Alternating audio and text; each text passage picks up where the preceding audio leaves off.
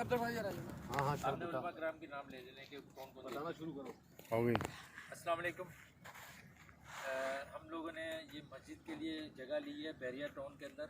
ये बहरिया टाउन का प्रिसन 20 कहलाता है। ये कोर्ट है प्रिसन 20 के साथ। तो ये तकरीबन 10,000 गज जगह है। तो माशाल्लाह हमने ये जगह उनसे सौदा कर लिया है। 1 करोड़ 30 लाख में हमने सौदा किया है। ठीक है, अब तकरीबन 80 लाख रुपए हमने दे दिए हैं। तो हमारे 50 लाख रुपए बकाया है। तो उलमा कराम जो आए हैं तो अल्हम्दुलिल्लाह आज मौलाना अब्दुल गफ्फार हाजिम साहब अख्तर कॉलोनी वाले भी तशरीफ़ लाए हैं। मोहतरम जनाब मोहम्मद इकबाल नून साहब जो सदर हैं जाम मस्जिद बाबुल इस्लाम मंजूर गुजर चौक के, इनका भी बहुत बड़ा तावन है इसमें।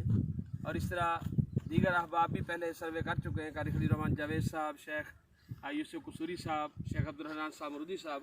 अल्हम्दुलिल्लाह बहुत बेहतरीन मौका है, बहुत बेहतरीन जगह है। अल्लाह ताला आसानी फरमाए जगह बन जाए तो जमात का एक बेहतरीन मरकज़ होगा इंशाअल्लाह अज़ीज़। बंद कर देना।